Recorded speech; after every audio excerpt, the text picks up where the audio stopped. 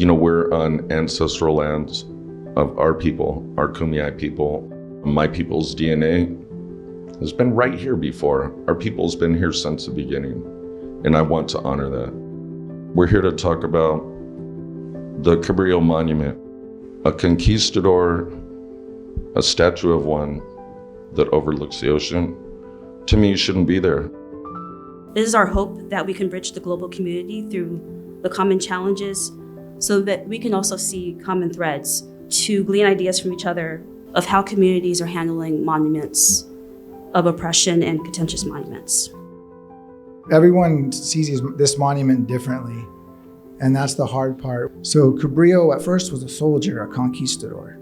So that's from the native perspective, that's how we think. However, when he arrived here in 1542, he was an explorer. And there's a couple different versions of that encounter, right? Some of them mention that he took Indian children. Others mention it was a friendly encounter.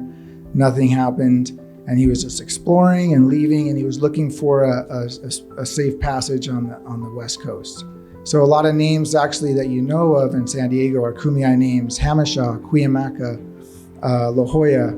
These are all Kumeyaay names that were changed to sound Spanish, to blend into society.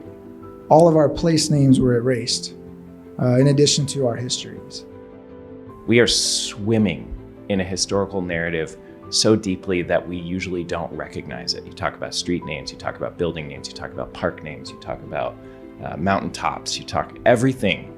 There's so much that goes into this conversation about American identity. How do we think about monuments and all the other components of it in a way that can start to make change? It's been perceived as something close to a zero-sum game. We're going to have the Spanish, not the Portuguese.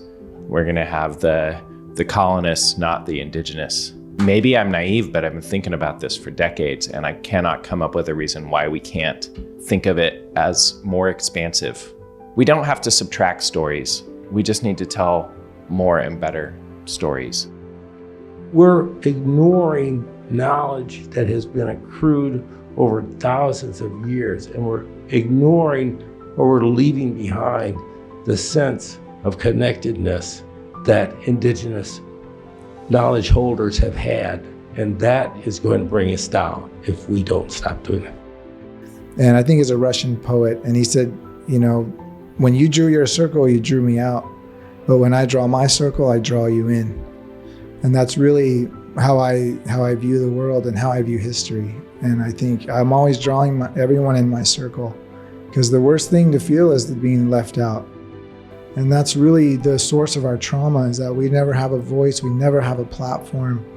And that's why I'm so glad to be here today with my cousin, is that we finally have a voice. This is very special to be here. We're making history.